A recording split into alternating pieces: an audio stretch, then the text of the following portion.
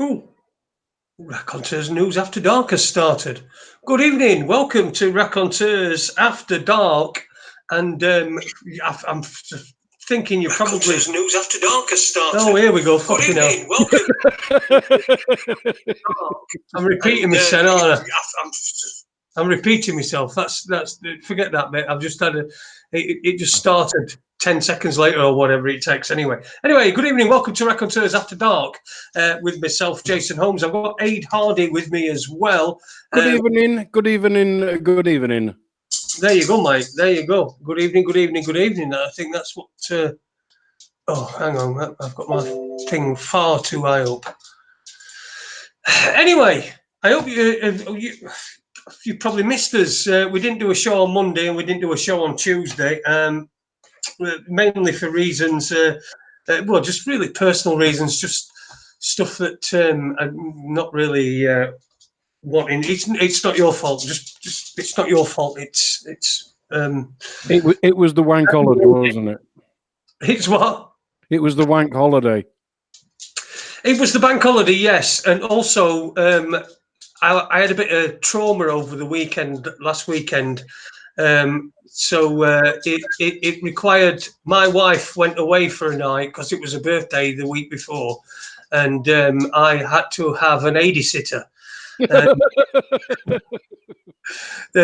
that's who came round. So Adie came round and we had a few bourbons and everything. And I just thought that we'd just take the entire week off, get the week off, and just get refreshed and get back into it. You know what I mean? Look at me, I'm in a proper state. I did find it amusing that while I was Jason sitting, you only fell off your false leg twice, which was nothing to do with the alcohol. Although I think I was making a cup of tea in the kitchen and I heard this, and I thought, what's that weird noise?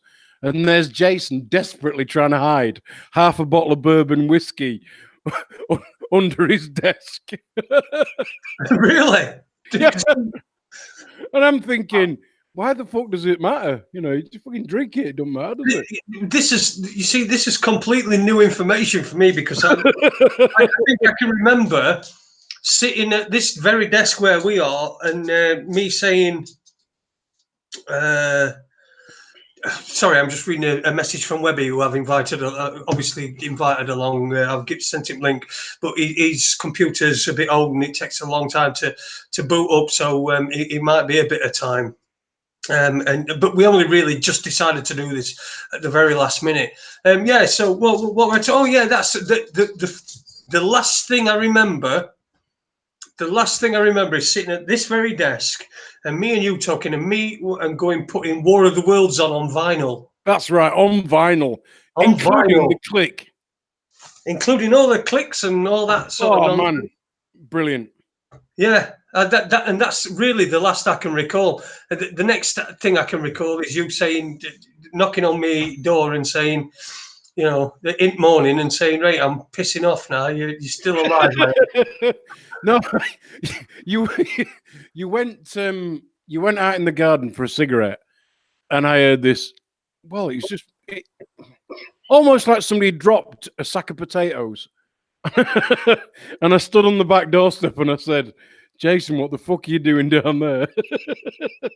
Oh, did I fall over? Yeah, you fell over in the back garden, and then when we'd lifted you up, you fell over in the lounge. And then I think a bit later when you went to bed, I heard this. Well, again, it sounded just like somebody dropping a dead body. Well, what, didn't you make me take my leg off? If I start falling over, our last always makes me take my leg off, and then I have to be in a wheelchair and you can't fall over in that. Yeah, but I'd been smoking and drinking, so how was I supposed to know? All I did was help you up and laugh.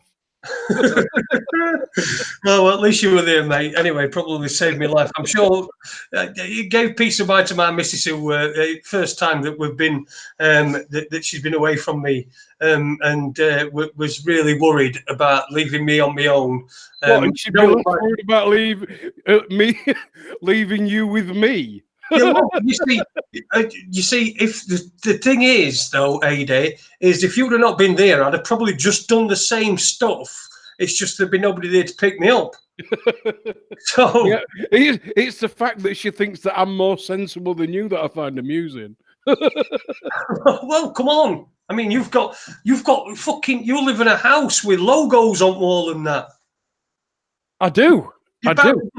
So what you're doing, right, is you've got logos and that on your wall, and it's like, is that for?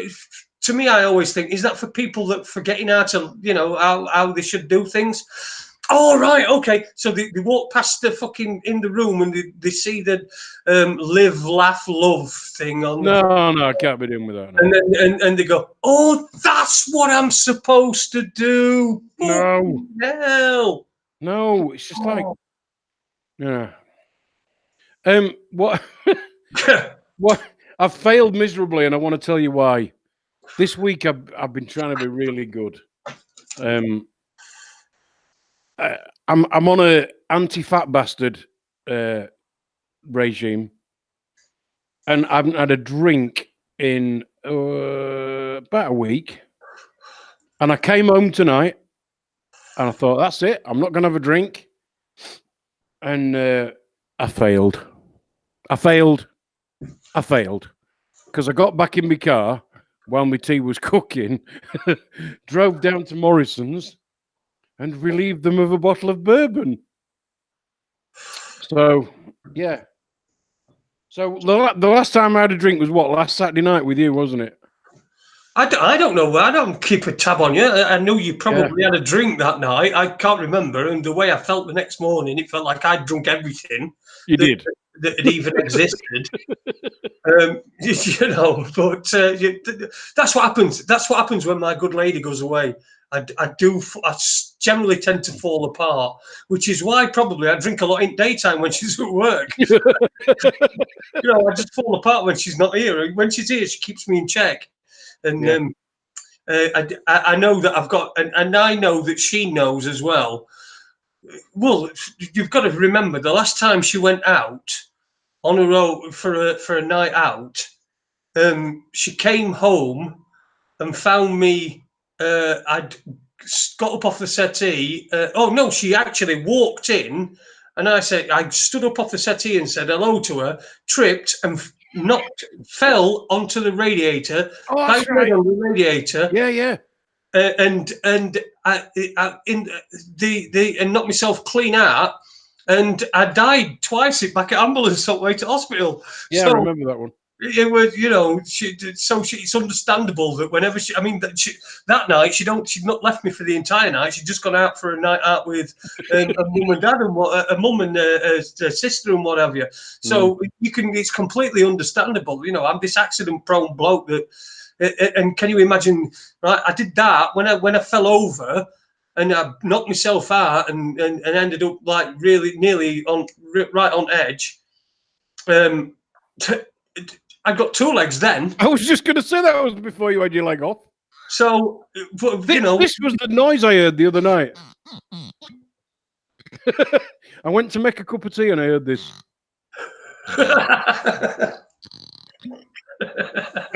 And I looked around the corner and you went, like, nothing to see here. Anyway, listen, earlier on today, you sent me a text. The first one that you sent me today, what did it say? Oh, yeah, we booked, we've got Max Egan booked again. We've got Max booked again. And apparently we've got no problem with the time issues this time. So when is it, Jess? That's what I mean, we've not really got to the bottom of it, but... It don't matter, does it? I think that was probably what it was. It was a time. Yeah. Because, and this is not having to go at Webby or blaming Webby or anything like that, but Webby had said we go out at GMT, whereas we've just moved on to British summertime, haven't we? So a discrepancy there. But we've got it all sorted. I've been on this morning when I got up and I thought, right, I've had enough of laying about and not doing anything, and people not, what I've been doing is I've been ranting at my wife and at telly and that sort of thing, and I'm thinking to myself, I need this outlet. So I've not had it for a couple of weeks.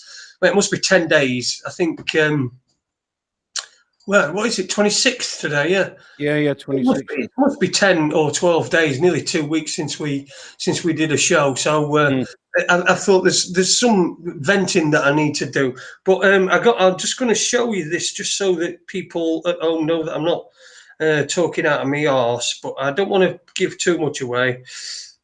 But there you go. As you can see there, I'll just show that bit. That's from Max Egan there. It says, I don't know what it says because it's backwards to me. And that's me below him. So we've got it up. It's Monday, going to be Monday night. It's going to be a 9 o'clock start, which is a 6 a.m. start for Max. So that's going to be on Monday. So yeah, we've got him. Cool. Coolio, which is good. Max is great. But hey, listen, there's a couple of things. Listen, neither of us really read the news, do we? We don't watch the news or any of that shit. No. But a couple of things that I kind of heard along today while I was with customers and whatever. It's you always pick it up. That little fucking Swedish cunt that's telling everybody that that we're all going to kill everybody because through climate and she's about 11 or something. I don't know, but yeah, it's just all that you pick it up. I've avoided everything to do with that, but I still pick it up. I'm still aware of it, and that's how it gets into people's subconscious. Go on, yeah, mate. Go on. I mean, I wasn't going to mention that, but being as you've mentioned that young girl, I noticed about more than 6 months, probably getting on for a year ago, all this kind of climate change and all that stuff seems to have skipped a generation on purpose. And what I mean by that is it was always either students who just got older and became the, I don't know, tree huggers, if you like. And these are not my words, they're just cliches that people use.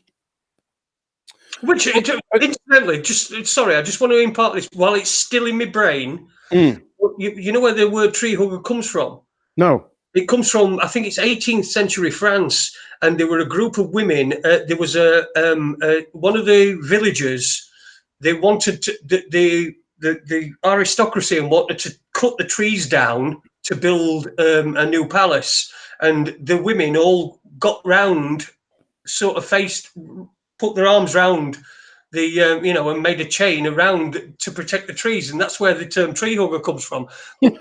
There you go. Anyway, sorry, just a little bit of it's almost like it skipped a generation, and now all the headline is, if the adults aren't going to do anything about it, then us kids are. We think it's disgusting. You've let us down. My parents are bastards. They've done fuck all about blah blah. And it's like it's another way of divide and conquer, and they've divided the kids, or got the kids to divide themselves away from their own family, rather than say to the parents, look, we've got to do something. No, that's not good enough. We've got to be divided to make sure that, all the 13-year-olds fully understand what's going on, because clearly they're very intelligent. Yeah, right. And, they know all about climate change. Even though they don't know what having a cock means, or having a vagina means, they don't know that, but they're highly intelligent. Continue, Adie. Yeah, and it's like it's this generation thing, and I've always said there's 1,000,001 ways to divide the population, and boy, do they divide the population in any way possible. But this just seems like the latest thing, and it's almost like it's skipped a generation. So it's like all the tree huggers have become 40, if you like, or this is what they're trying to portray on the news. And there's these late 20s, early 30s people who are like, oh, well, we're far too posh. And then all the kids have come, sorry, mum and dad, you're wrong, and we're going to railroad through this, and we are going to do something about this climate change because you're just ignoring it, and it's not fair that you leave all this death and destruction behind you. And that's the way it's kind of coming over, and it just seems like another way to divide and conquer to me. Well, I'll tell you, I'll put it another way, right? It's a guilt trip. It's a guilt trip. It's like when they said when they had what they call the credit fucking crunch. What the fuck's that? Is it what you have with milk? Is it crunching up credit crunch? But when they had the credit crunch, they said that the headline was it was because of subprime mortgages. Yeah, which is complete and utter toss, but yeah. Complete and utter bollocks. But it made anybody, it was designed to make anybody that had a subprime mortgage feel as though they were responsible. And therefore, they had, if you feel responsible for something, then you're more likely to agree to something that's going to put it right, that you think that you're contributing to, like taxpayers bailing out banks and stuff like that. You feel like you're doing something, and it's that's what it is. It's guilt. Guilt is put. What they're doing is these fuckers that are whatever. I don't even know what they are. I really don't know what they are. I've got my ideas, but I don't know what they are. But these fuckers that are doing all this shit, I don't know whether. Can I tell you what I think? Can I tell you? Can I just give you like a? Go on, then. What if there's some, and I'll say alien species because they're not human, right? Yeah. There's some alien species, and they're playing this fucking board game between the sends, and we're all fucking little bits of, we're fucking little houses or cards, or if you equate it to Monopoly, the old things, everything. It's all just being played. You see one thing, and then it turns out to be another thing. Yeah. Like we got Brexit, and it turns out that we're not going to fucking leave. We know we're not going to leave. And then you still get these Brexit.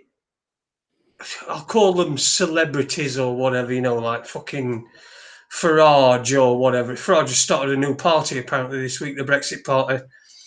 Fine, if you want to just don't waste your vote. Don't waste it. Just fucking vote for some fucker who's fucking stupid and way out there. And if enough of us do that, then we'll get some great idiots in power. But there'll be no fucking worse than the idiots that we've got in power now. The only difference is that they'll just have no, they'll have no political past. They'll no political. Fuck it, let's let the lunatics take over the asylum. What was that film? Was it? I want to say Gene Wilder and Richard Pryor, and the tagline was "Vote for none of the above." I think it was Richard Pryor, late 70s film, and he said, "No, don't vote for me. Just don't vote for anybody. None of the above." Brewster's Millions. That was it. Yeah. Brewster's Millions. Yeah. He inherited millions and millions of pounds, and he could either have £1 million or he could have £100 million if he could spend so much in a certain amount of time and not have anything to show for it at the end. So yeah, good film, by the way. Watch it. Yeah. Good guy. Well, as far as I know, he might have been a fucking paedophile, and they all seem to be. They all seem to have been, don't they? A lot of them all the way through. Who knows? Because sometimes they throw shit to make shit stick, but otherwise it's sometimes it's true. Who really knows? Who knows? Well, the other thing that I noticed that was in the news this week, and I know this is one of Max's. I wouldn't say big thing, but it's something that certainly over the past I've known him do a lot of research into. And if you've just joined us, if you've only just dropped in, Max Egan, we were due to have him on last week. He's going to be on this coming Monday night, 9 p.m. UK time. We had a bit of a time traveling difference last week and managed to get confused between what should have happened and what did happen. But as I say, we've got Max Egan back on. He's big into his 5G and telling us all about that. But the other thing that in the past, we're going to be asking him about Christchurch as well. And he did get a strike on his YouTube channel, even though he actually took down a video that he'd done about Christchurch. But the other thing that he's been quite big on in the past is vaccines. And I see that's been back in the mainstream this week. And one thing I heard today was, there's been an epidemic of measles, and get this, 1 in 3,000 unvaccinated people, children, who get measles may die. And that was a direct quote that I heard on national news this morning. Now, assuming that's true, and as a father, although my kids are now 33 and 29, 30. Funny names. Yeah, Funny yeah. names, mate. Funny, yeah. I should have called them Brian and George, really. But anyway, and as devastating as that may be, if that is true, what you're actually talking about is injecting a child or a baby with some kind of foreign body into a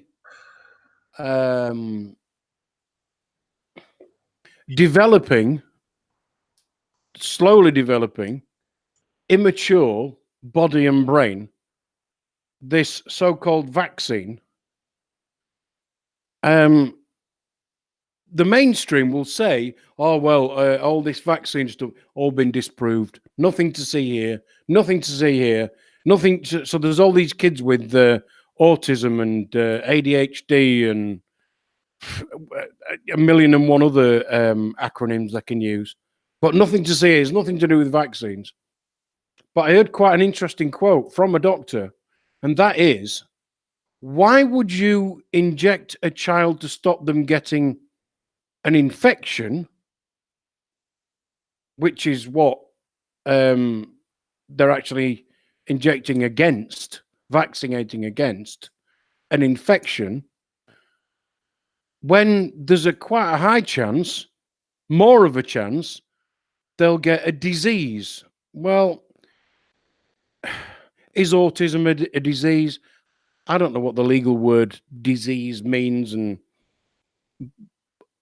but what this doctor was basically saying was, if you were to vaccinate against something small, against getting something big, why would it vaccinate against something big? Fine, but why would you vaccinate against something small and then kids get something big instead? And the reason is money, because the big pharmaceuticals can sell that all day long if they've got the help of the mainstream media. But past couple of days, to listen to the mainstream media, everybody who's ever said that a vaccine could be brought into question is a complete lunatic. Nothing to see here. Walking away, running away, nothing to see. And one thing that Max Egan has done a lot on is vaccination. So when we get him on Monday, it is something I'm going to hopefully we'll have time to ask him about. There's a lot of it at the moment, isn't there? I mean, there's a lot of just everywhere.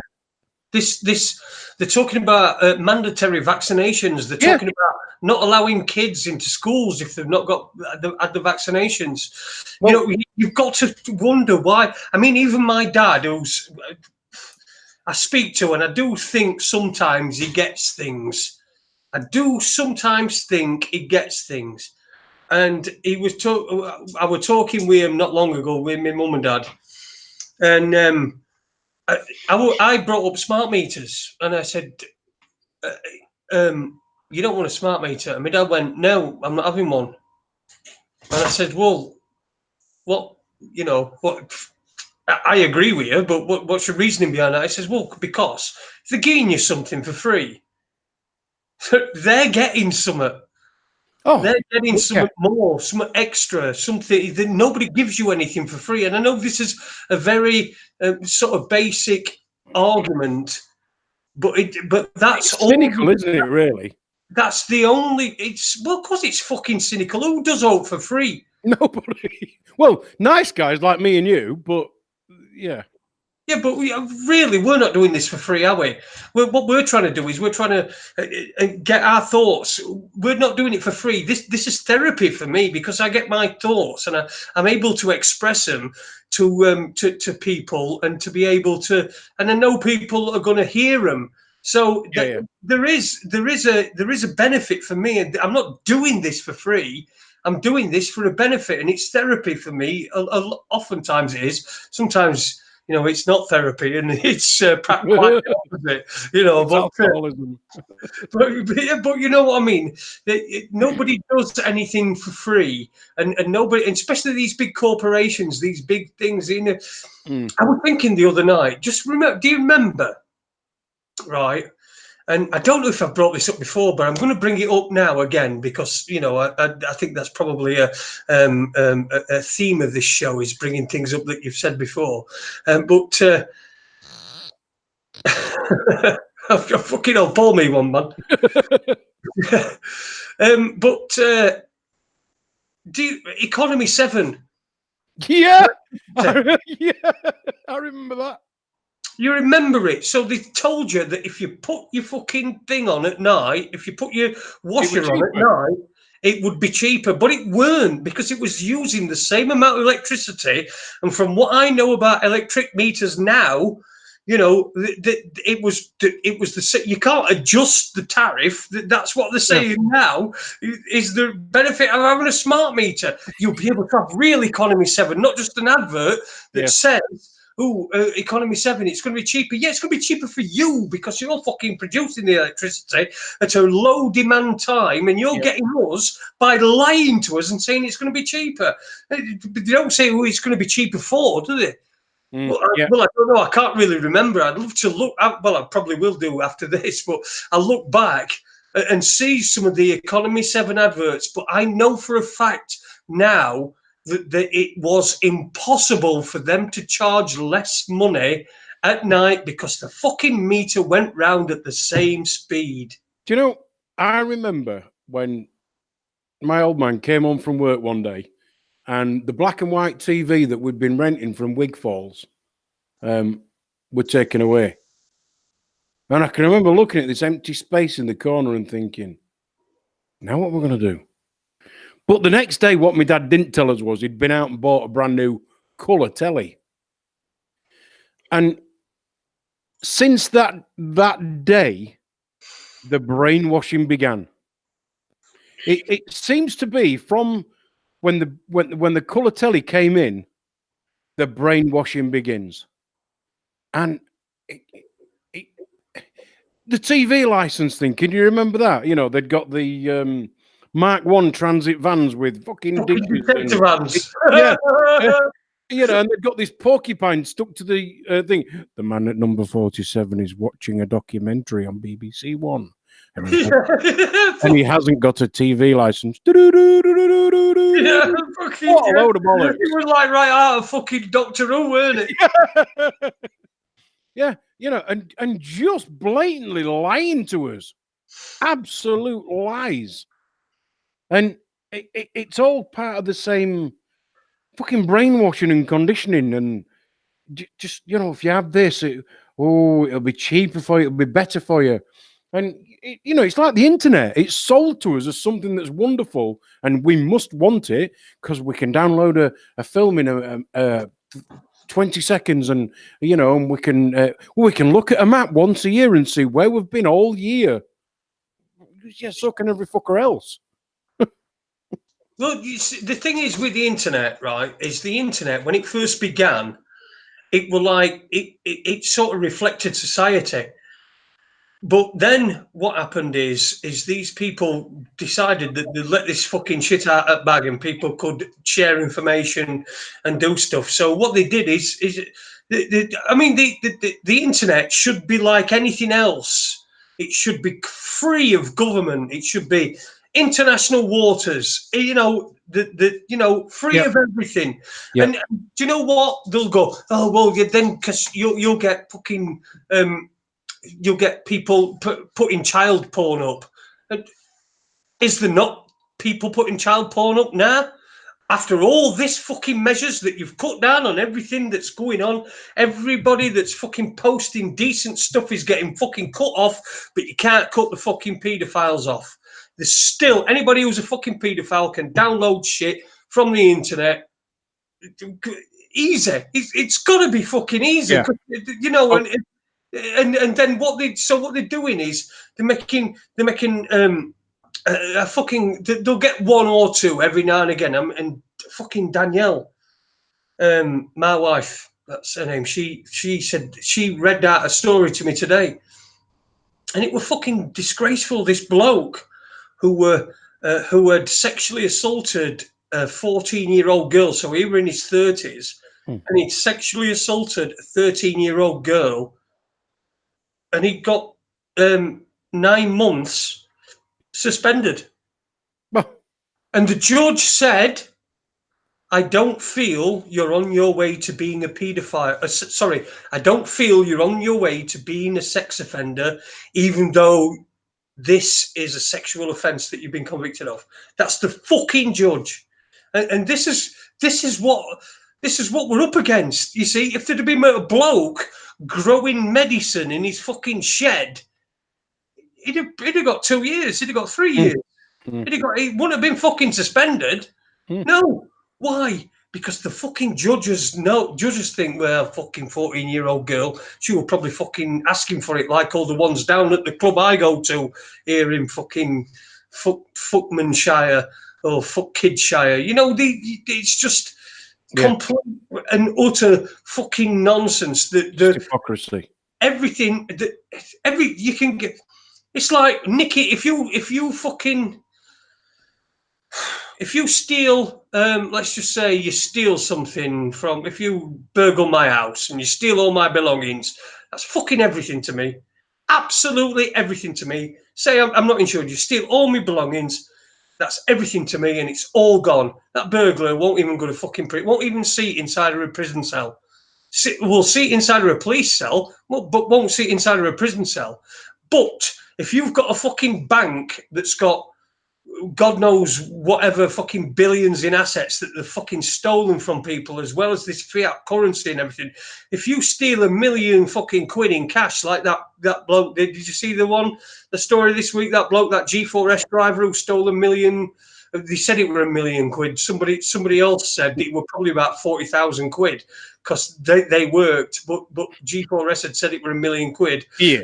On the basis of, so he's probably gonna go down for about fucking 10 years. Yeah.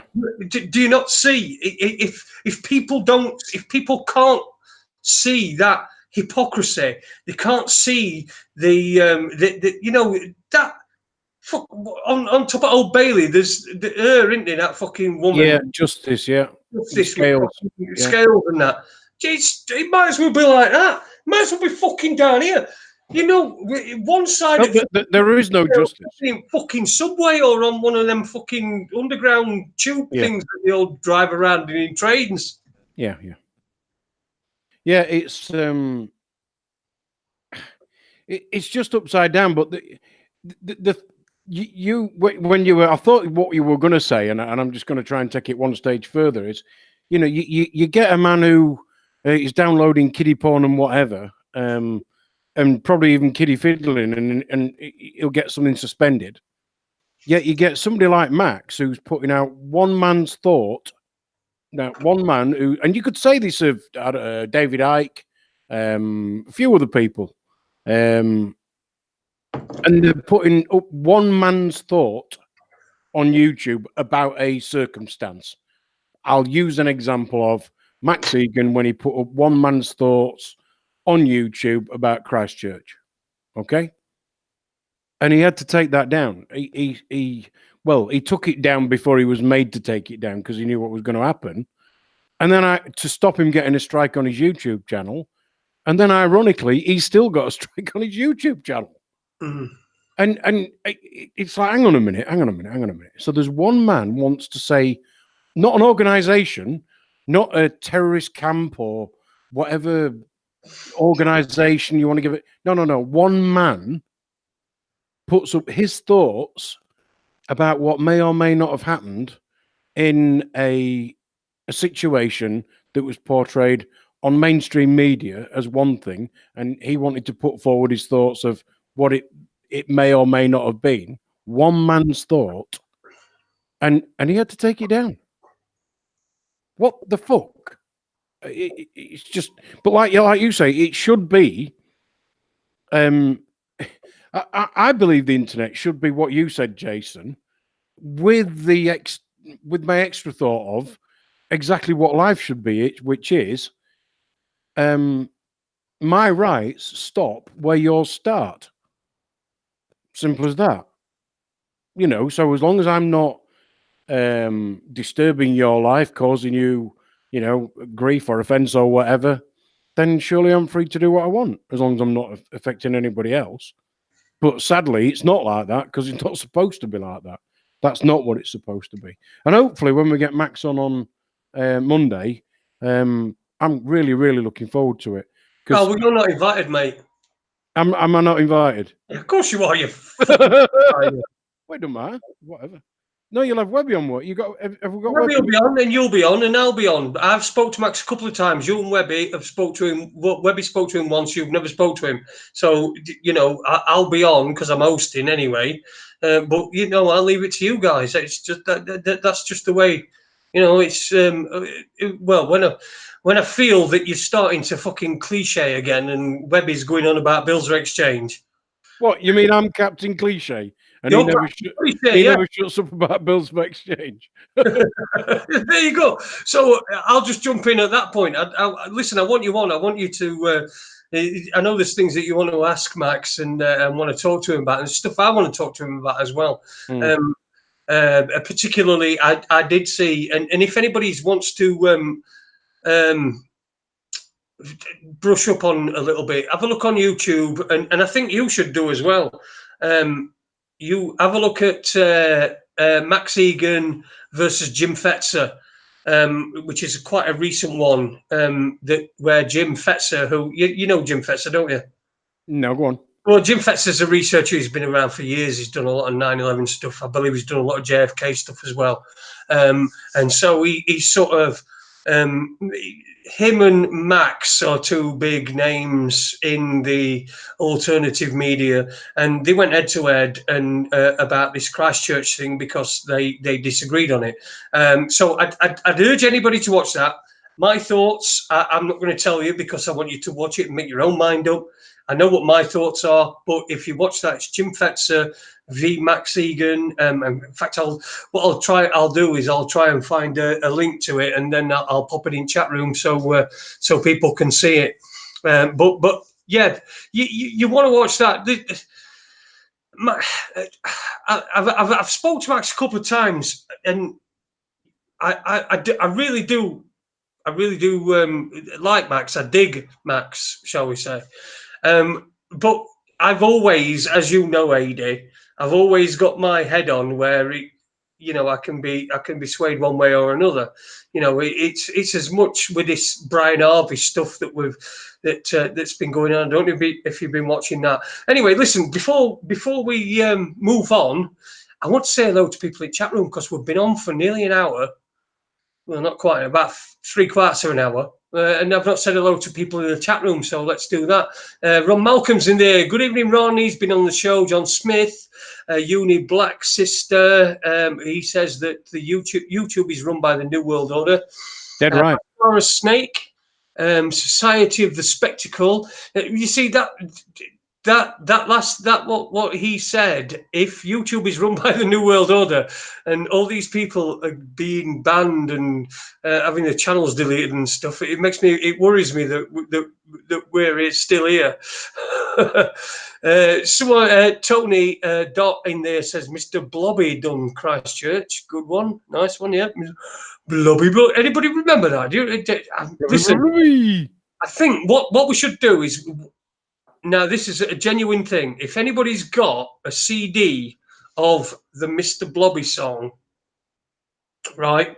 A CD, or in fact, forget a CD. If anybody find me a link to the Mr. Blobby song, and then send it to Uni Black Sister, who's over in Washington in America, and say, This was number one in our country.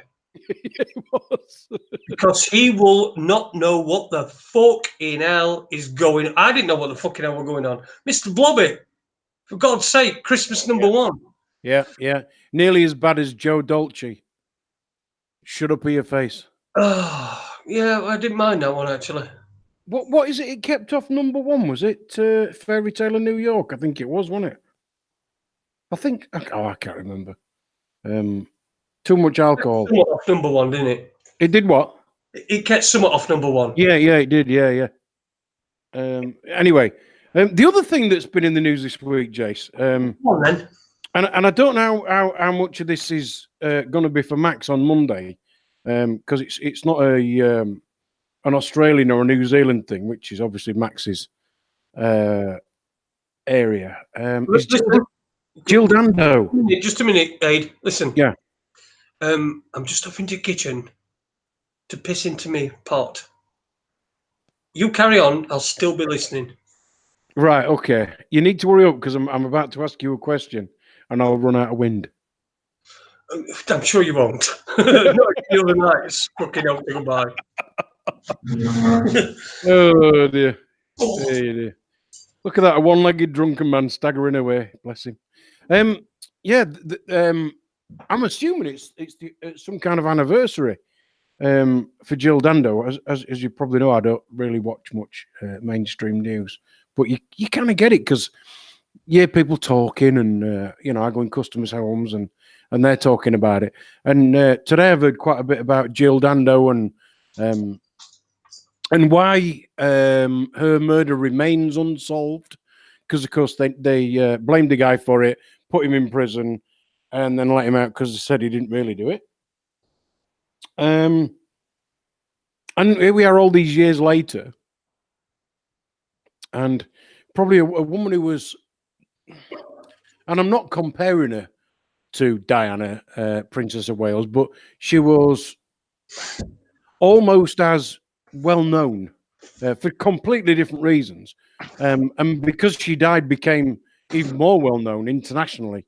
I think and here we are all these years. And yeah, the word you were looking for is she was as revered as Diana. Yeah, and it's not a and I think when you get especially a female who can be, what's the word I'm looking for? So many people, children, mothers, husbands, daughters, and sons can all relate to her. That sort of person doesn't come along very often, and certainly Diana was that, and Jill Dando was that, and here we are all these years later, and I'm guessing it's some kind of anniversary because it's been spoken about a lot on the radio and TV. Is it the anniversary today? I think it is because it's pretty close to my birthday. It was pretty close. I'm sure it's 26th. It's my birthday on Sunday, so that's 20. I'm pretty sure it was 26 because I remember it at the time because I thought bastard. Yeah. But when you were talking about her and Diana, they were. Obviously, they were in completely fucking different, although not that far away from each other, they were in different social circles. But I think the word that you were looking for is both were revered in the same way. Yeah, exactly. Yeah, and I think it's because they could relate to so many different age groups and both genders. So it almost didn't matter whether you were a young kid of about 13 or 14 who was a lad, or a 13 or 14-year-old girl, or a 5 or 6-year-old child, or a 35, 40-year-old mother and father, or a grandmother. You kind of related automatically. And that's something quite special in people. And not many people can do it. And it's not, I don't think it's something you can learn. I just think it's something that is. If you've got that, it's just there in you waiting to come out. But here we are all these years later, and nothing's happened now. I don't know. I mean, at the time, I can remember thinking, and this is before you'd woken me up, Jason, and even I can remember thinking back then, Are they really expecting me to believe that somebody can kill somebody on the steps of a front door in broad fucking daylight and nobody knows anything about it? Are you having a fucking laugh? So here we are all these years later on a supposedly unsolved murder. Don't know. I guess what I'm saying is, what's your thoughts? Because I don't know. I'm just asking questions. Well, we've had. I mean, it's quite topical. We had a guest on a couple of years ago who I mentioned a few shows ago who recently died. Bernie Gadd, and Bernie was telling us his story, and he was telling us about. Why am I hearing echo from you? You what? Sorry. I'm hearing echo from you, mate. Yeah. Yeah, it's going like. No idea. Okay. Anyway, we had Bernie Gadd on. It's gone. All right. And he was telling us about the. I can see that, by the way, you bastard. I'm on pin. Hang on. This was full not long ago. Yeah, but we had Bernie on, and he put a whole fucking spider web of people together, and about his abuse and what he'd the people in that he'd helped who'd suffered the same abuse and things. A fucking great guy. I mean, a really good guy. I interviewed him a couple of times. I'm really pissed off that I can't find the fucking interview that I did on camera with him, but I know Frags has got it, and I think Andy's got it somewhere as well. But he's having difficulty finding it. But you know,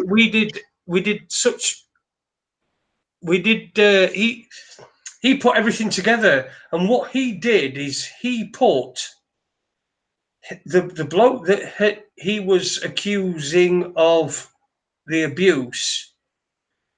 He put him at the scene of the Jill Dando murder. Oh wow! Now, and this guy, and he'd researched all this, and this guy was an undertaker, right? And he was questioned by police because he was in the vicinity of the murder. And he said he was looking for scrap wood to make coffins. That was his alibi.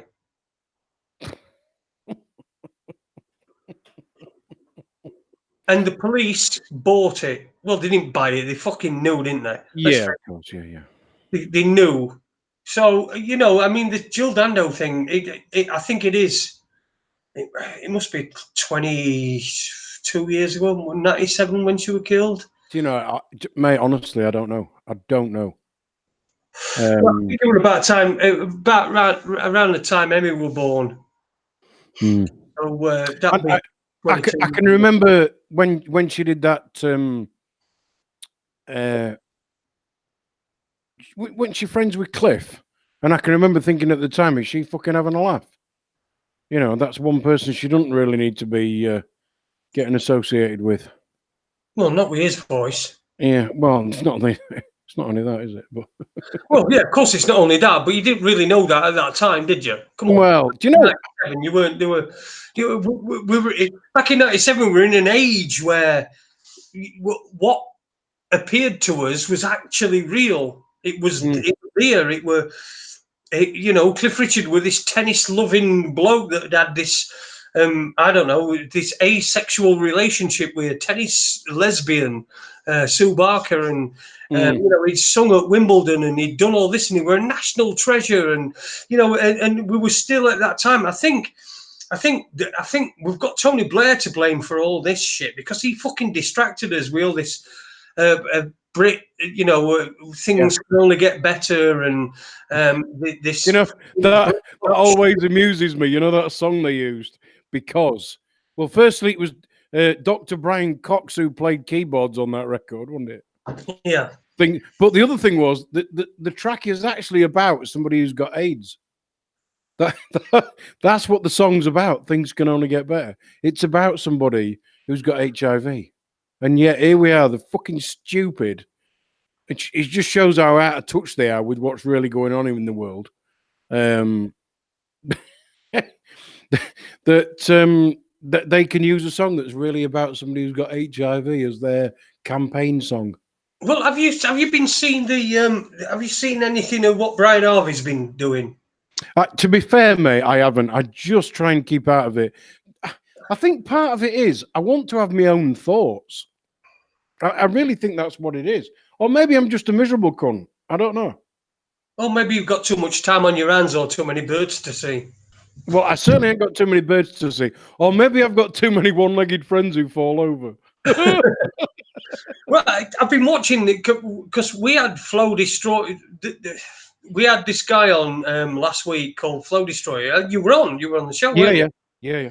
And as far as I were concerned, I know you and me had differing opinions of how the show went and what went on. But I thought that it was a balanced show, and to be fair, we've had no criticism from anybody apart from people. No, we haven't really had much criticism from anybody. One or two disparaging remarks in the chat. Now, I've been watching Brian Harvey since, and I've been in touch with him, Right. and I was in touch with him, and I was in touch with Flow Destroyer.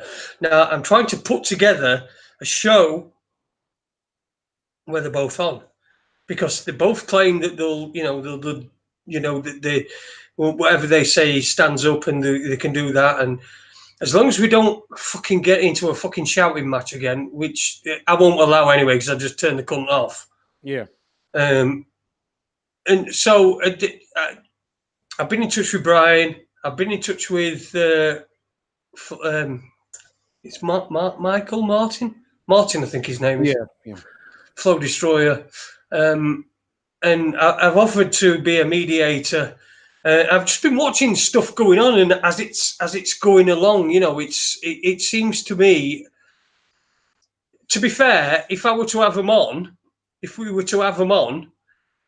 I think it'd probably be some sort of fucking pantomime I think I'd probably be accusing both of them of some sort of pantomime, because I've watched both sides, and I've looked at both sides, and just. There's two things I've always said about you, Jason. Your ability to be devil's advocate is great, really good, and also your radar for bullshitters is good too. And you're better than most people, or better than most people that I know, of trying to see both sides of not an argument, but both points of view of a situation. Because it's often not an argument, and it's not even a debate. But somewhere in there is only one truth. Something's either true or it isn't. And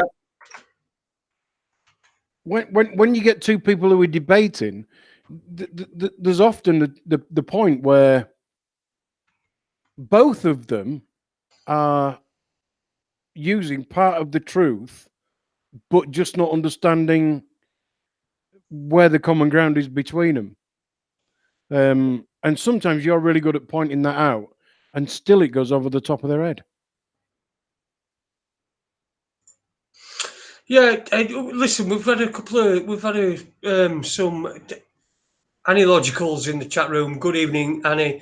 And she said she wanted to apologise for the interview she did. Listen, I love that interview. That's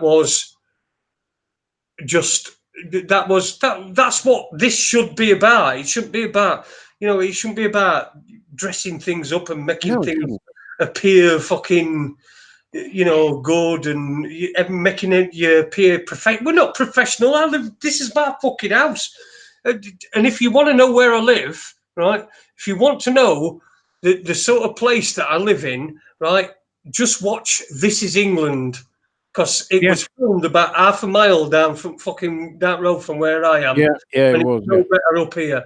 Any of them This Is England fucking films or Yeah. series or whatever they were.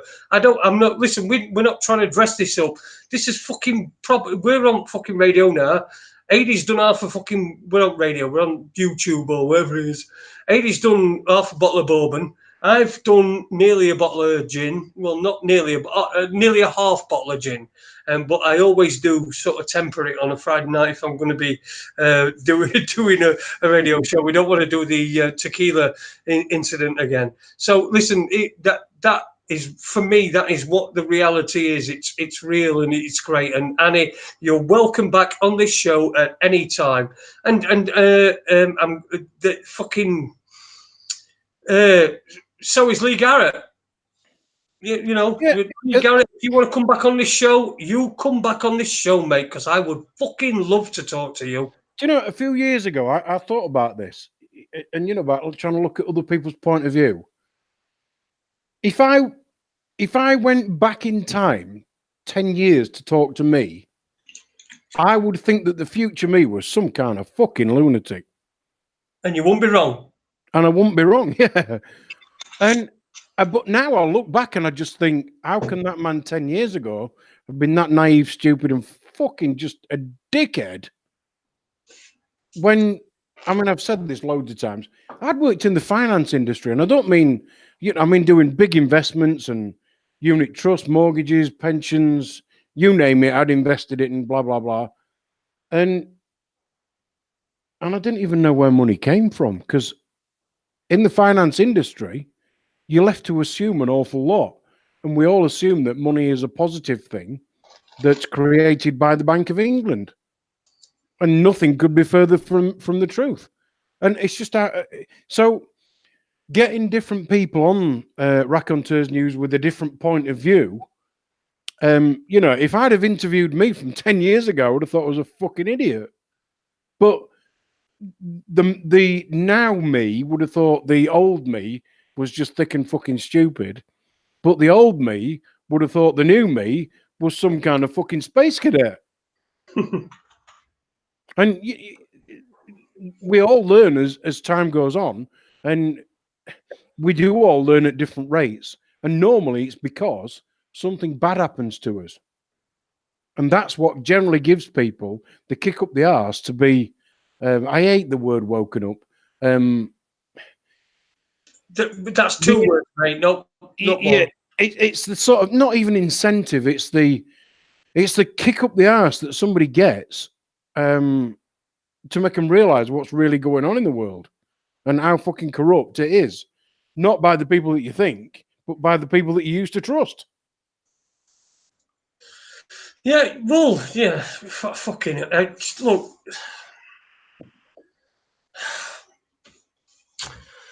The only people I trust is all these people in the chat room. Ron Malcolm, Mascara Snake. He's saying, "Don't get too excited about Lee Garrett. You'll give yourself a nosebleed." Yes. A nosebleed.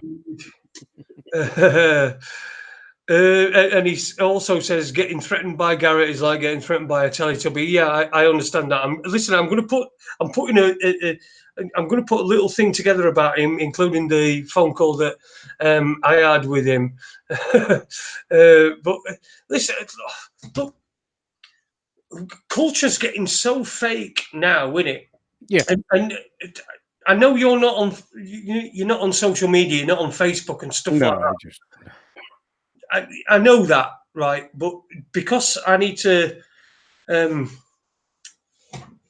put the shows on Facebook and tell. Of course, yeah. I go on Facebook. Now, I've noticed, particularly in the last couple of months, but my Facebook feed now consists mainly of adverts for food,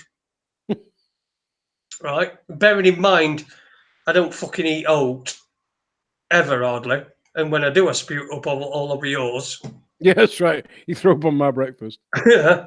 Then you've got these religious ones where somebody will post up a picture and it'll be a quote from Bible and it'll say Genesis 34 or what, I don't know, whatever, some nonsense.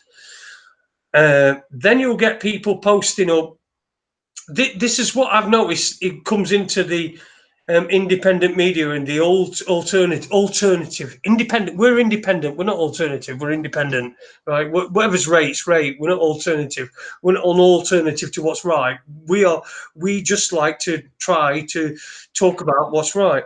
But we get these people that have got a little bit of a following, and they'll start putting up these pictures that are just words, or there'll be a picture of a fucking lion and then words over top of it, and it'll be some inspiration. Again, it's like what I was talking about. You know, when people have like live, laugh, love, and it's written on the wall, and you know, for all they know, we're just an ordinary family. That's another one, isn't it? You mean the sort of shit that you buy in TK Maxx? Yeah, I know that sort of stuff. That sort of shit. You know what I mean? Yeah, people have it on the wall, but then people then start to transmit that onto the Facebook page, and so you'll get people with.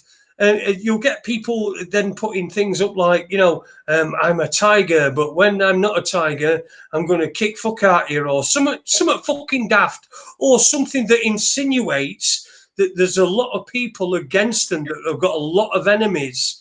And, you know, because if you've got a lot of enemies, you're really important. You're a victim. You must be important. Yeah. You don't get no flack unless you're on a target and all that sort of. Oh, yeah.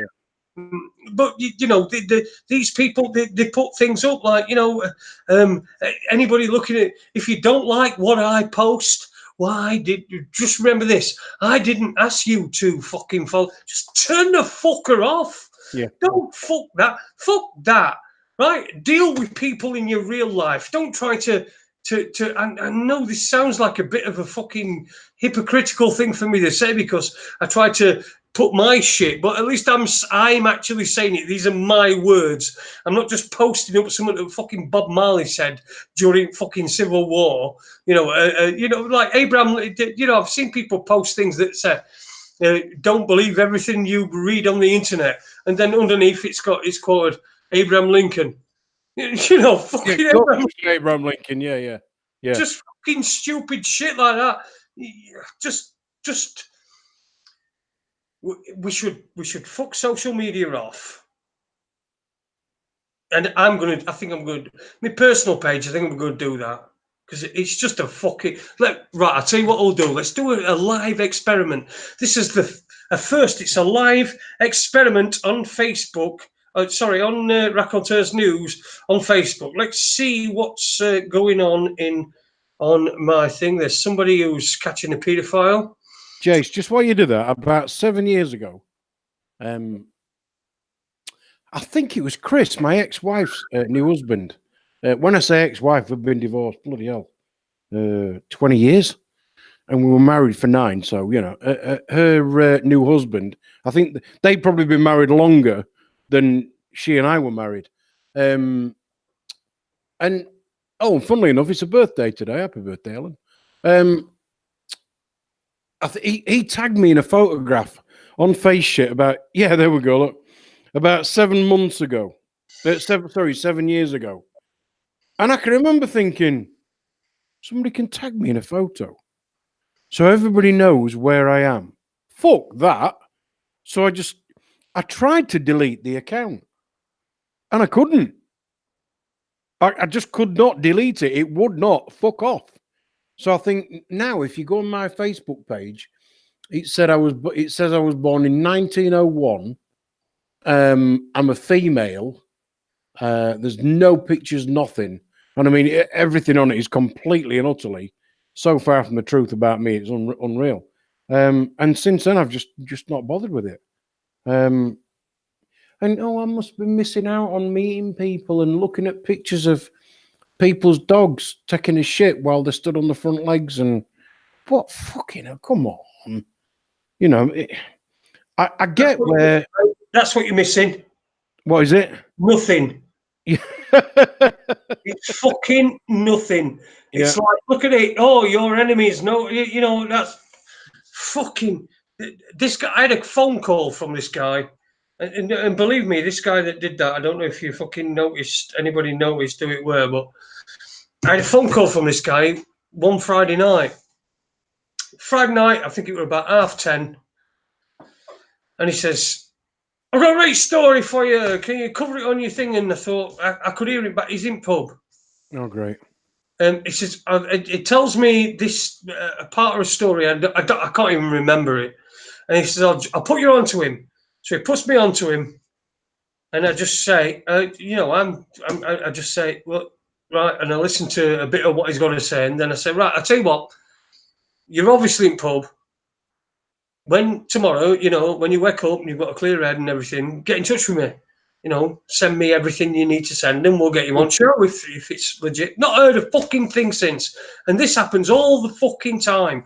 You get people, they ring you up, and it's always the same people. I'm not going to fucking name them, but it's always the same people that are ringing you up, and they're saying, "Oh, this and that," and then it's the same people that will say, and these are the people you want to be wary of, right?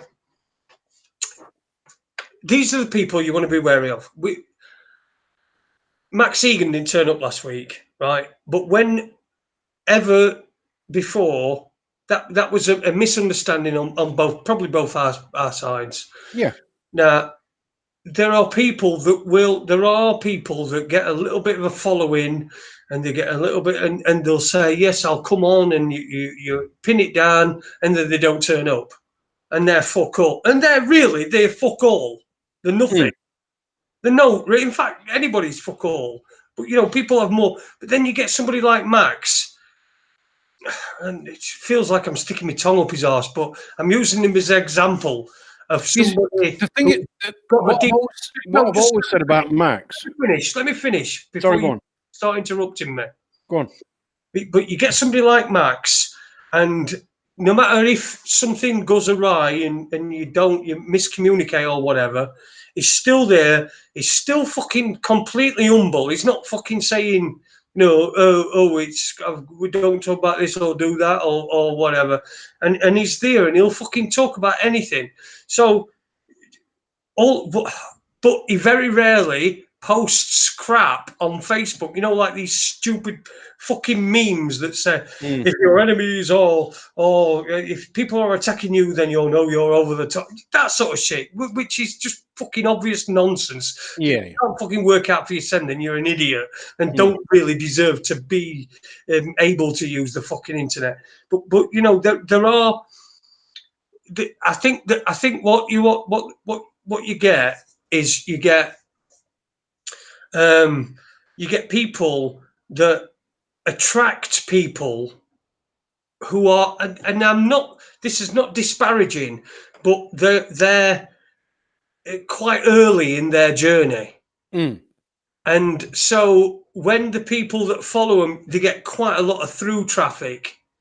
Yeah. Whereas if you, but that's the whole thing is trying to attract new people, right? That's the whole thing, because they've got to keep the through traffic, because they've got no other shit to talk about, right? Got no other shit to do. The one thing that they've got, that's what they do, and that's what they get on, and they get onto the deals, right? But Webby, how you doing, mate? Dickheads. Hey, good old dickhead Webby. Yeah, good. Hang on. It's only taken me an hour and 10 minutes since you told me that you were going to go live. Well, I didn't know an hour and fucking 20 minutes ago. Oh, for fuck's sake. And you expect anything different? Oh, my God. Do you know what, Ed? I'm coming to Thailand with you, mate. You're fucking not. Do you know what? I correct myself. You're right. Hey, listen, mate, you're welcome, but you're not staying in my room. Fucking hell, what you spinning on your finger there? No, forget. I don't ask. Shot glass. It's a shot glass. Whatever. Turn your camera on. I can't, mate, because... Are you bare bum? No, I've explained this a few times. Jason doesn't give me much time. So when I get on, the computer works.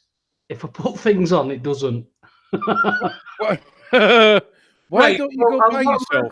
Listen, what I'm going to do is I'm going to start a GoFundMe Oh, for fuck's or sake. to get you a new fucking Well, you've just bought one, Adie, haven't you? That you're on to. Webby, you can get you. Listen, I've just bought a Chromebook. You can get one for 130 quid, right? And I'm fucking telling you. I'll tell you what. Will you lend me some pieces of paper so I can get that? No. Listen, we're going to do that. People value your input, right? So I'm sure we can get people to donate 130 quid. I'm going to say. No, I don't want that. I don't want people to do that. You're able to fucking talk to people, don't you? Yeah, but I can do it. I just can't do it at like. Do it an hour and 10 minutes later. Yeah. Fuck off. Handy, Hey, lads, it's 9:25. We're going live at 10:25. Why couldn't you told me an hour earlier? Because you didn't fucking know. Bollocks. Right, Webby, listen. I've got a laptop where screen's broke. Listen, I've got a laptop where screen's broke. It's a fairly new laptop. Fairly. Yeah. Right? Go on. Yeah. To have screen replaced, it'll cost 45 quid. Fucking hell.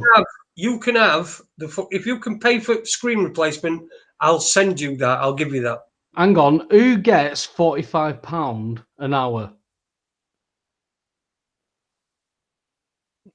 I wish I did. Yeah, exactly.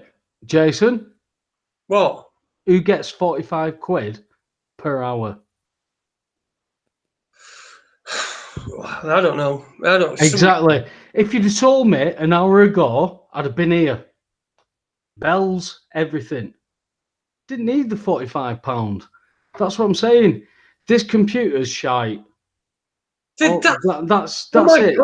All I'm doing is offering to send you a computer. I know. No. Please don't. It's a new one, and I'll send it you myself because. No. Yeah, that's what I'm saying, Jason. I'm not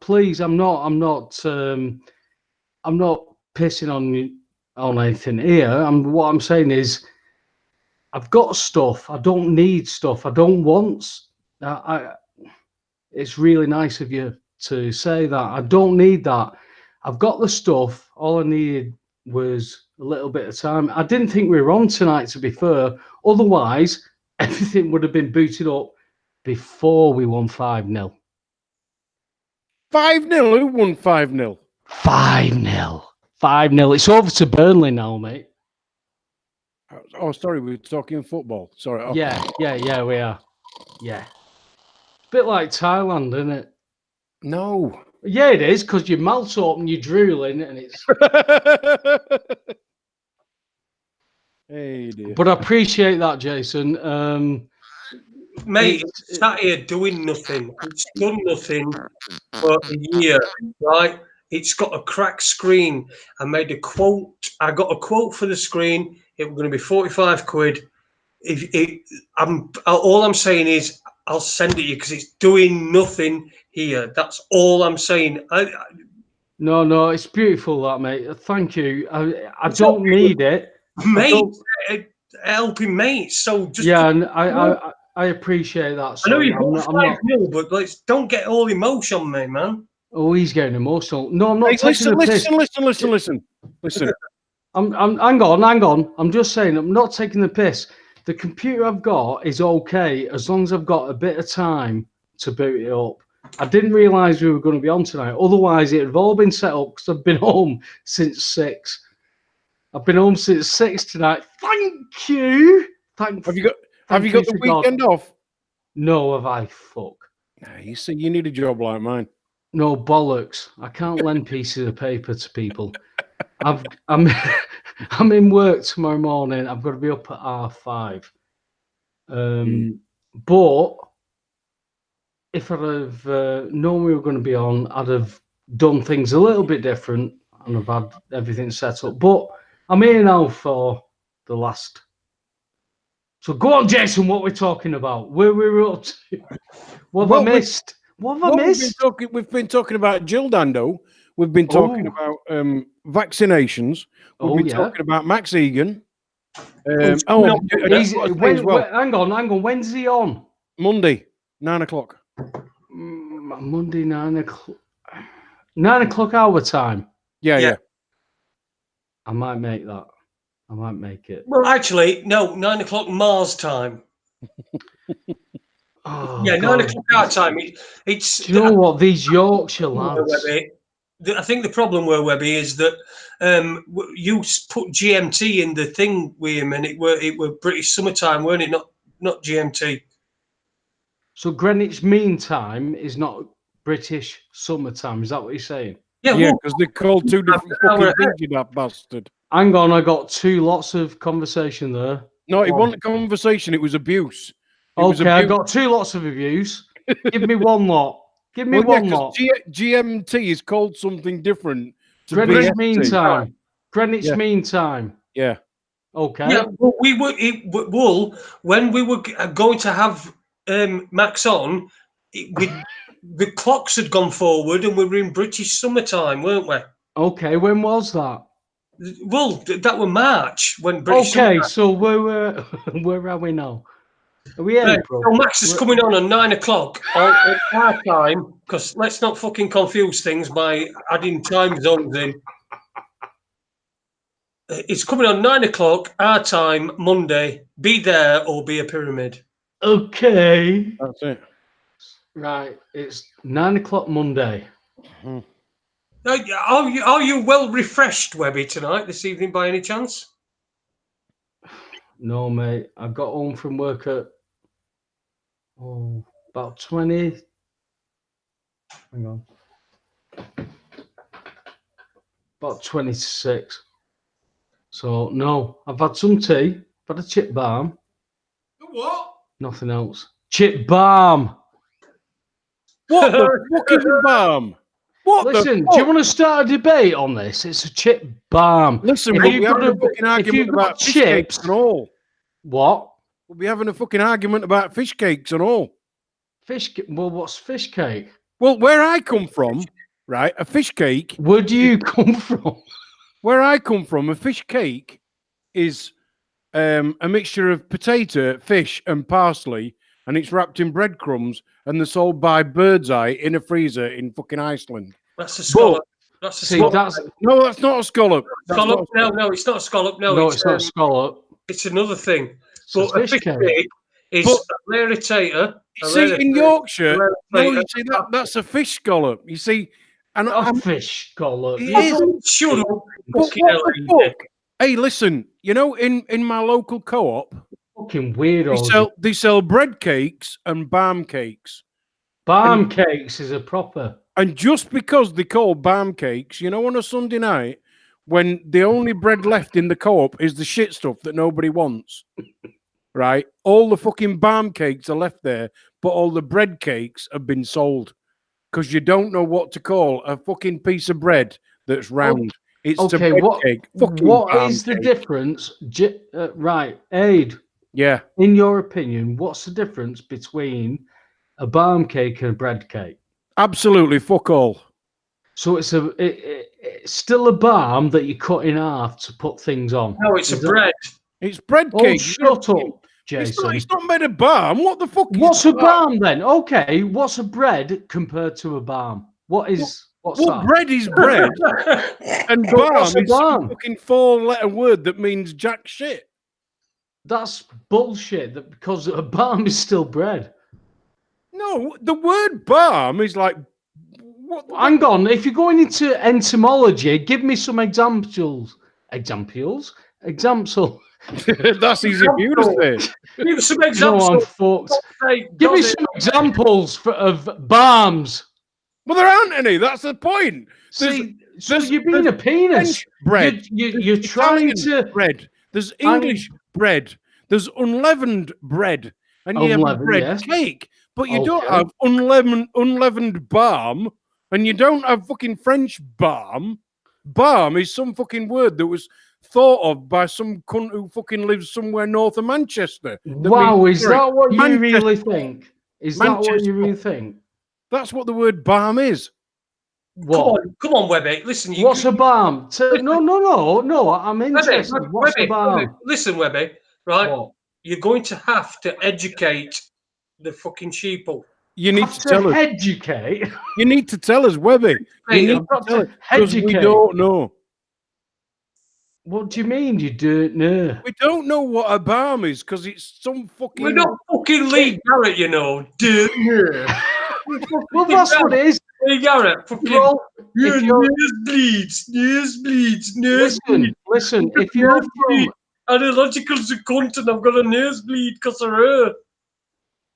if Go on, you're from the wrong side of the Pennines, you're gonna say no, birth, and don't.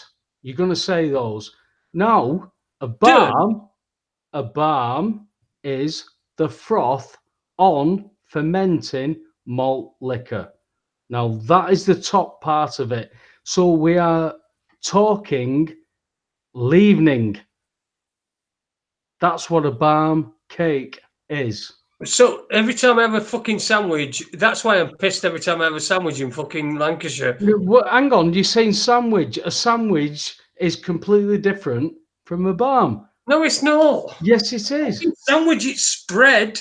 Oh my God, you bread then. fucking heathen.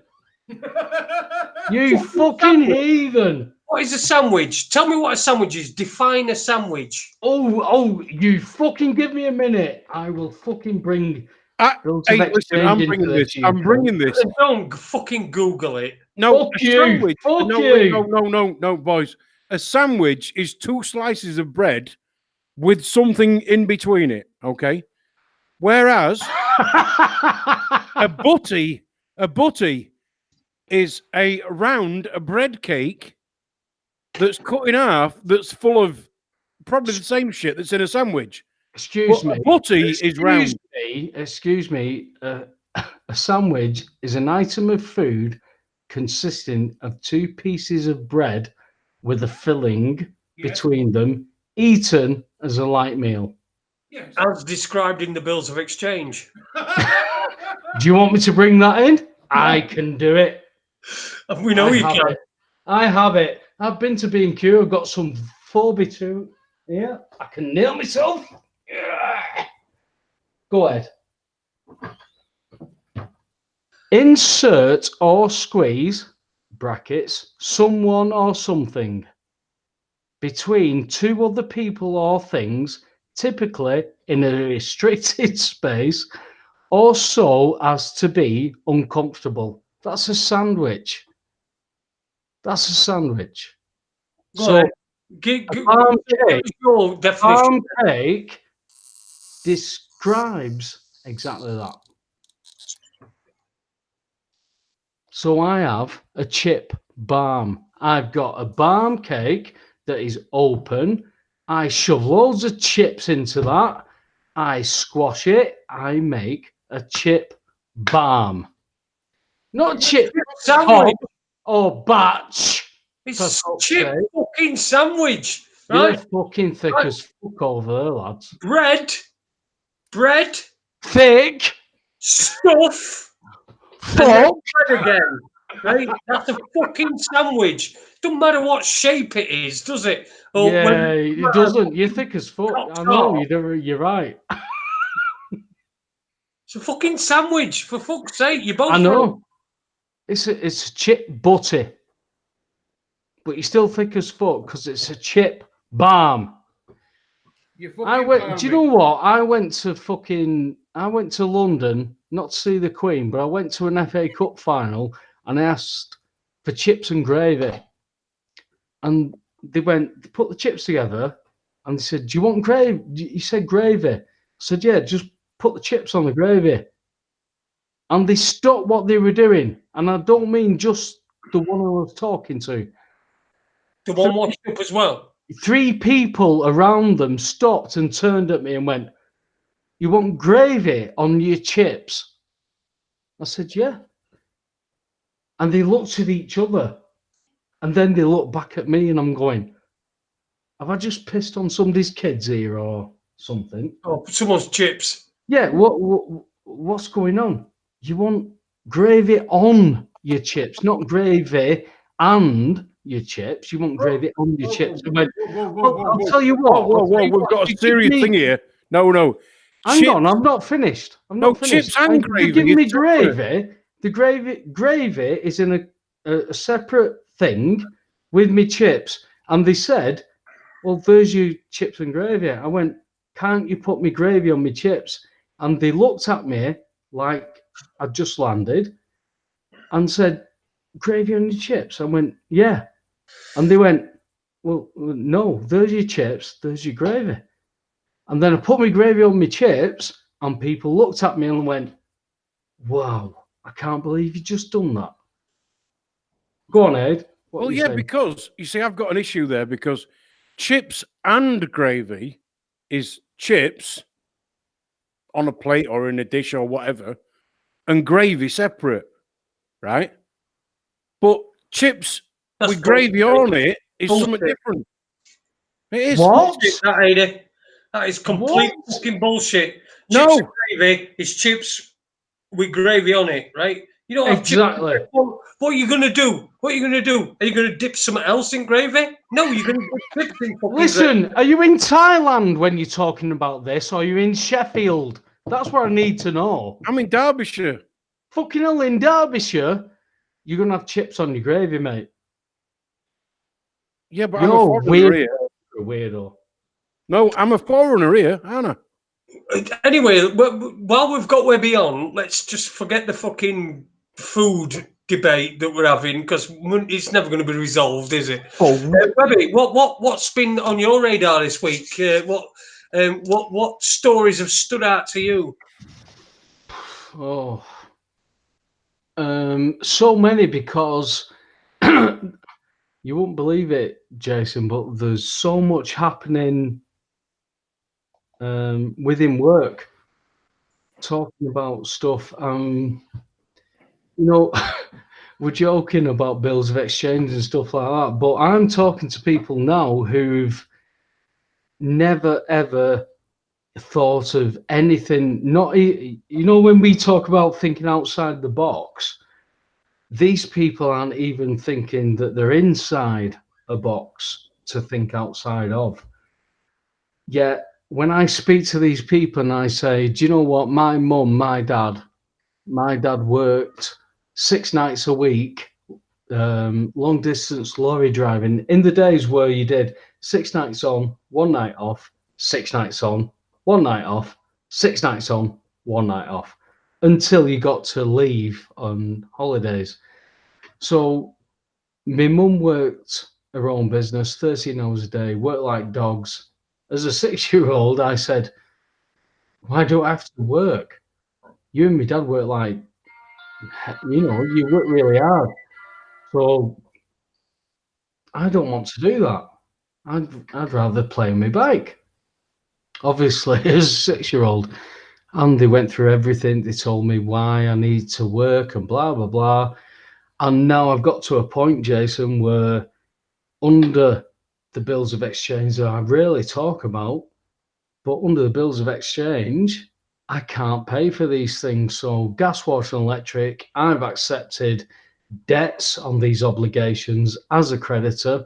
Okay, I'll try and pay. Well, if I try and pay, interest gets added to debt because I've done nothing with it. National debt goes up. Government step in, or austerity takes everything off us. And the opposite is what we should act like is, as I said, I asked British Gas for a bill. They gave me a bill with a check attached. I signed it. They set the debt off, reducing the national debt, no austerity. So there's an absolute clear marker to say that you should not pay. You cannot pay. You've got to do something different. But we're taught pay. When we're taught to pay through the education system, through our parents, we pass that on to our children, grandchildren, blah, blah, blah, blah, blah. It's all about agenda. That's what I've learned. All right. Well, okay. Fair enough. I've been watching some real fucking weird shit. I mean, shit's getting fucking right weird in it though. But you, Jason, you mentioned in once one of your posts earlier. Michael Abernathy has got a screening in Manchester. When is that? It's not this weekend. It's next weekend. It's the Star Wars Day, May the 4th. And I've spoken to Michael. I've spoken to Michael Adie. Well, through Michael Abernathy, I've spoken to Michael Adie that they are going to come on and they're going to do this. And I've got a venue set up. Maybe 100 to 200 people this place can hold. I've got it for free. Both Michaels are interested, but they're going to do this showing for the mortgage thing that has just been going on for so long. You know, I was convinced it was released twice. Obviously, it hasn't been, but it's all the stuff that we've all talked about that is so apparent. It's do you know, I'm lost for words how people can actually think they can watch television now and see a Santander advert or anything will lend you money for your mortgage. How anybody can buy into this stuff anymore, lads, I haven't got a clue. I really have not got a clue. Yeah, it is fucking amazing. I mean, it's just how much now that obvious things are being put into the made opposites. You know. Yeah. For wanting to use one of my own cliches, opposites distract, don't they? I just look back and think, how could I have been that fucking stupid? I really do. We all do. We all do. I do get why people, but I mean, I can remember talking to Michael Benicia when, my God, down in Nottingham. You know, I mean, you got lost in Nottingham, Jason, and we were about an hour and a half late for that meeting. There was that one. He's off. He's gone. He's gone. He's off. He's fucked off. He tries to tell you he's still there, but he's not. But what gets me is exactly what you're saying. Exactly what you're saying. I'm going for a fucking drink and I'm letting my dog out for a shit. Sling it, dickhead. All right. You know what I mean? Sling it. Sling it, dickhead. Look, I'm going to do my hard look. You look like you're constipated, mate. Sling it. He is. I'll tell you what, when I were on the phone to him earlier, he weren't constipated. Fuck me. No, sounded like... He's a bit loose. I don't know what that means. If it, you know, a lot of penetration creates dystrophy, doesn't it? I can remember talking to both Michaels, oh my God, 3-4 years ago. Easy. In fact, I'll tell you when it was. It was when all the stuff was going on with Tom. Yeah. You know, and he was on about the mortgage stuff, and I know he's done a shitload of stuff since then. But like you, I thought the greatest mortgage swindle. I thought that had been released already. It has been in bits on several occasions, but they're trying to put something comprehensive all together. So somebody is, you know, like an idiot like me and you 10 years ago, Ed, would go this and go, fucking hell, how easy, how simple is that? Now, I think that's what we're looking at. The stuff I look at and you look at, Ed, we know where this is. Well, and how we put this stuff together is between. It would be how I put it together, and it'd be how you put it together. When the two Michaels are trying to collaborate to put all this stuff together, to get the likes of Guy Taylor and all that compacted over a 10-year period, there's been so many people done so many things, and you're trying to pact so much in. I can understand why it's taken so long.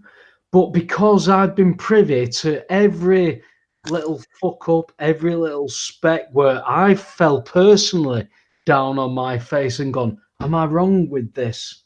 Should I have looked somewhere else? Is it this? Is it that? I've done all that personally, as the Michaels and everybody else have done, and we've all shared information at some point. And it's when we come together on a station like this. I mean, we're just basically we are just going to chat over. And it's fucking. That's the point to all this. Sorry, Ed. Go ahead. No. I can remember when I was, I don't know, 15, 16, and we had the think about where you could buy British gas shares when they were selling off. That you already had. Yeah. And they were selling off BT, basically privatizing fucking everything. Mm. And then I can remember Maggie Thatcher coming on the telly and saying, "You can own your own home." Like it's a fucking privilege. Oh, nice. That's You know, I bet you voted Conservative that year. At that time, I don't think I was old enough to vote, man. Would you have? Would I? What a fuck. You wouldn't have voted for Thatcher saying that. At that time. I seem to follow Thatcher around because she destroyed the steel industry and Only a little bit. Yeah, just a bit. When I was living in Scunthorpe, and I went to live in Grimsby, and she destroyed the dock workers. Hey, and then Adie, sorry for interrupting. Did you hear about the Tata Steel? Yes, yeah, there was a just less explosion. I didn't. I haven't looked at it. I saw it briefly this morning. It sounded to me like when you get a blast furnace, they have to tip the slag off the top. Yes. Slag is the waste product that sits on the top. Yeah. And the torpedoes. What you see in fucking Thailand. Yeah. Sorry. Hey, there's no slag in Thailand. They don't make steel. What are you about? Sorry, I said sorry, didn't I? Well, listen, before you carry on, I want to show everybody, all our listeners, I want to show you Watson and you, Webby, as well. Watson. Oh my God. Well, what happened is today I took Watson to have his hair did. Hair did? Yeah, he's had his hair did. He's had his hair did. Must be a Yorkshire thing, that. Cool, on, baby. Yeah, right, so. Do you know what, Ed? At one point, at one point, me and you were having an intelligent conversation here. Now we're talking about Watson. Yeah, because I wanted to get it in before you two fucking took over. I'm sick of you wanting to get it in, mate. Look at Watson, right? He's got his hair did, right? Hair did, yeah. He's been cut and he's been done and everything, but when it got to his head, they couldn't do it because he kept biting him. Well, so he's really long and he looks like a lion now. Look, can you see? No, he doesn't look like a lion. He's looking in the camera saying, "Lion." He doesn't. He doesn't look like a lion, mate. Honestly, I know. You might want to think he looks like a lion. He doesn't. Anyway, Webby. What? So I was living in Scunthorpe, and Margaret Thatcher destroyed the steel industry. She was a cunt, yeah. I went to work in Grimsby and she destroyed the dock workers. And then I came to live in South Yorkshire and she fucked the miners over. So, fucking hell. Why don't you go down to Westminster then? Go live down there, you fucker. Yeah, exactly. You know, so, and people, but if you look at that, and I think all the establishment, the ruling middle class have done throughout the years is they've appealed to the wanting to do better for themselves. Definitely. I hate these words, but let's call them working class. The everyday guy on the street. You know, my dad. No, but that's not doesn't exist anymore, mate. But no, it doesn't. But what they've done over the years is they've tried to appeal to them. To get them to buy gas shares and electric shares and yada, yada, yada. That we already had. Yeah. That we already had anyway. Yeah. They're called trade agreements. Yeah. And to be fair, what they've done, they've just traded on the naivety of the working man. Now look at the March 29th, 11 p.m. leaving of the EU. That was the act. We've left the EU on the 29th of March, 11 p.m. Yeah. Why then are we still in the EU? We're still in the EU because of trade commercial agreements that have already been signed we left. Yeah. So yes, we have left the EU. Legally, we've left the EU. People are now trying to promote illegally. We're still in the EU. No, we're not. We've left. We are hooked in by trade agreements. That's all. That's all. And people think that they can still stick a cross in a box and make a difference. And Only Jesus can do that. And if ever there was a time to prove that, voting is fucking pointless, it's now. It just fucking voting doesn't work. It's the epitome. It's the epitome of insanity. Well, just look at the last 300 years in America, and then tell me whether democracy worked. I mean. No, but America's not meant to be a democracy. It's meant to be a republic. Yeah, and it isn't. It isn't because the republic has been co-opted into business agreements that come under democracy. We've got to get rid of this commerce bollocks.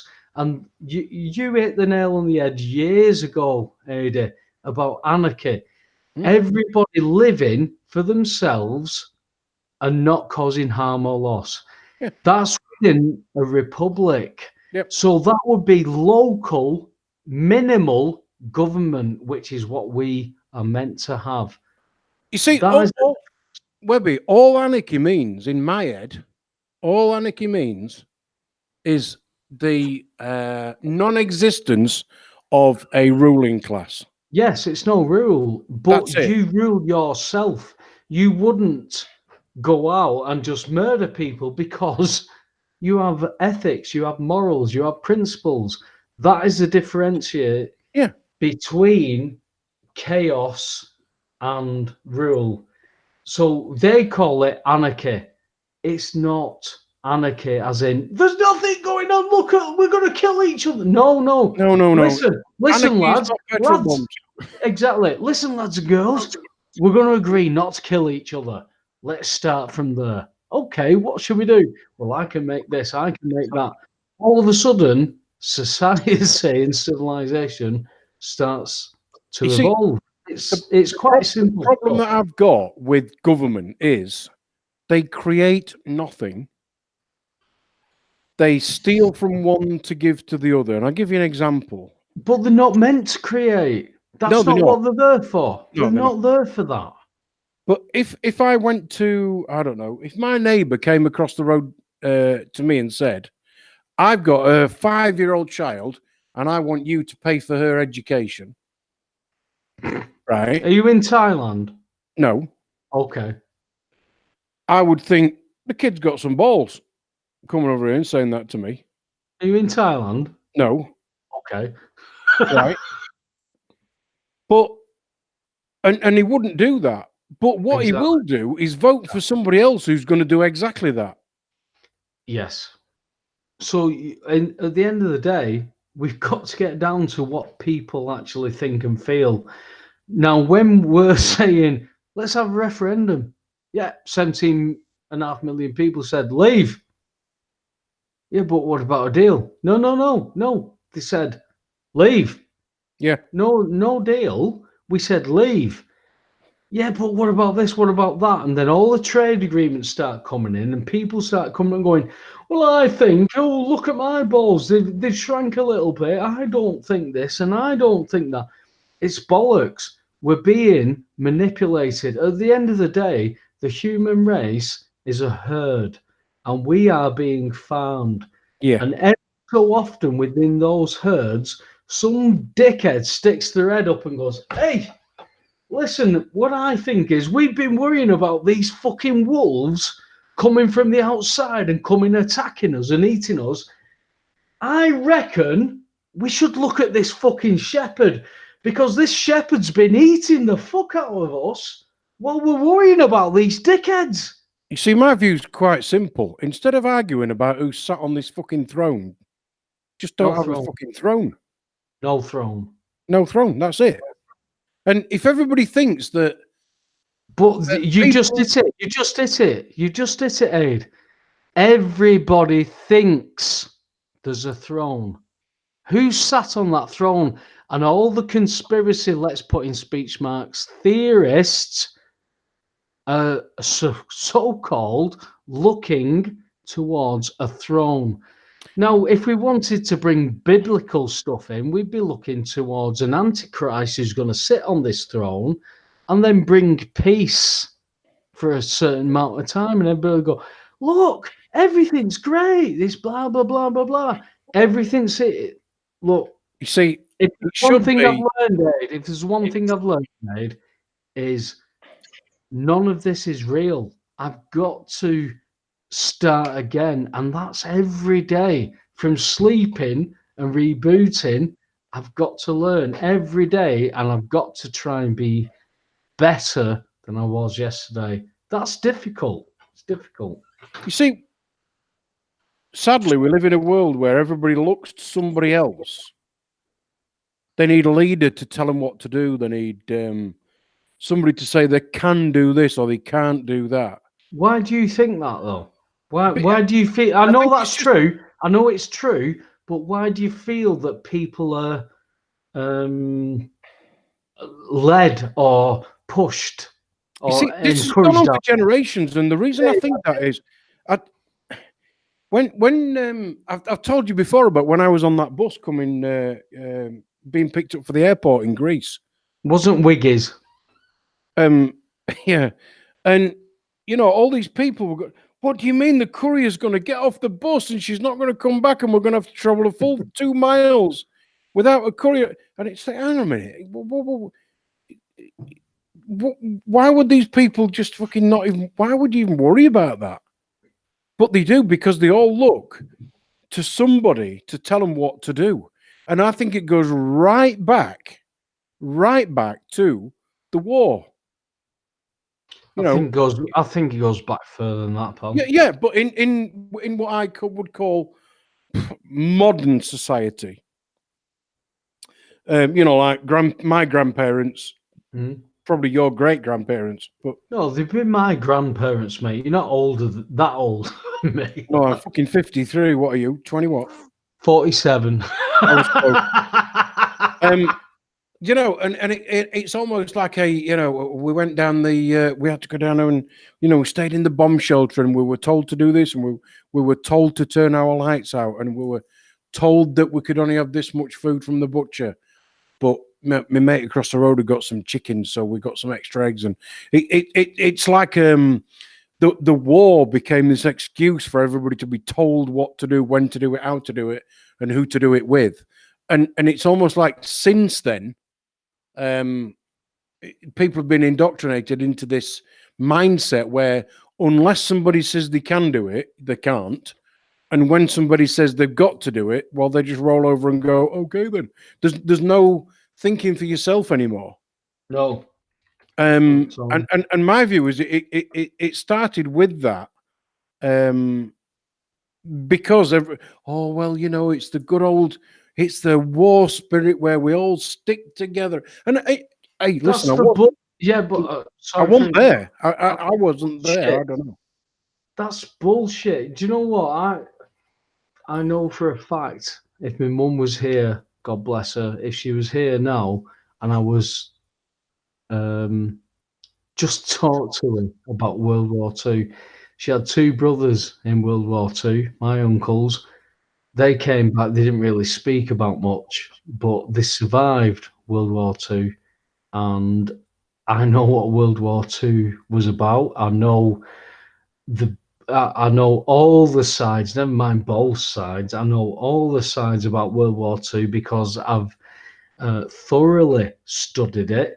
I've had people on who have studied it. I've spoken to people who lived it and studied it. And I know for a fact me and my mum would bang heads because of it. And so much happened from just World War II. And when you look back from World War One, II, and the potential of III, Well, which we're halfway into it, really. yeah, which is already written about. Yeah. That is a very strange thing, that World War III is history, but it's not happened. That's very strange when you look at it in that kind of context. Whereas I'll speak to my friends and my colleagues, they wouldn't make that differentiation. They would go, there's no World War III. No, we've been in World War III since World War II ended. It just went to a Cold War. It went to a little bit of this and a little bit of that and a little bit more. And now go, oh, look at where we're at. Oh, you better be scared. You've got these nuclear things going off everywhere. I've got people who are, I'm trying to get on the podcast, who are going, yeah, I work with nuclear materials for years. I've fucking dove in the fucking pools where they've had all these rods. There's nothing going on. There's nothing about it. And you're going, really? What about Hiroshima? What about Nagasaki? Yeah, loads of fucking explosives there. Yeah. What about the nuclear thing? Yeah, loads of explosives there. So hang on a minute. Are we not splitting this atom at all these points? Are we just using loads of explosives going, oh, look at what we might have? I don't know anymore, Ed. It's just all about, listen, war's just about waving your cock in it. That's all It is, yes. It's who's got the biggest dick. George Rumours. George Carlin, when he's talking about war, he's fucking spot on. But they all have been. I mean, you can go back to war heroes who've told you the truth about wars. Yeah. But they're ignored because they're lost in the winners and losers of history. Yep. I really don't know my history. You know, hopefully we're going to have Max Egan on next week. He's been talking about Tartaria. Now, I remember Tartaria from being a child, being into the, the Edgar Rice Burroughs who wrote the Tarzan stuff? God knows. I think it was Edgar Rice Burroughs, but Edgar Rice Burroughs was quite an elitist. But he wrote these stories about Tarzan being, a white man, white child, born, lost in Africa, brought up by all these wild animals, and this is Tarzan. And I remember looking at these annuals I had. I remember books that people from my family who'd been to university and everything, as a kid, hey, this is what they've sent you. What's that, Mum? This is your Christmas present. What is it? Oh, it's 3 books from university. And I'm going, what? 3 books from university? And I'm thinking to myself, I don't want to fucking read these. Where's my game? Where's my computer? Where's this? Where's my Atari? That's all I was in. Atari. Exactly. Well, going back to then. But these books, Aid, had Tartarians, and maps of world that said this was where I lived, but none of the names matched anything at the time. I'm going to say, if you look at if you go into a junk shop, an antique shop, and you look at a globe they've got for sale for about 80 quid, just have a look on it and have a look at the names of the countries. Unbelievable, mate. And the amount that's changed just in the past 40, 50 years. Obviously Israel, Palestine, Turkey, Czechoslovakia, Yugoslavia came, went. Yeah, it was fucking just about everywhere. Everywhere, mate. Why did they change a name? Because they don't want you to remember the real history. There's something not right. Yep. That's it. There's something not right about it. And when you start looking into it, I've even said, I've been doing this 10, 11, 12 years. when I was stood in my bathroom mirror trying to convince myself that my gas were free, and I'm fucked off my face and I'm looking myself right in the eye. I can see it now. I'm looking myself right in the eye and going, your gas is free. How the fuck can that be? Your mum and dad told you that you've got to pay this. You've got to do this. I've got to understand it. I need to know what these people have done. Mm.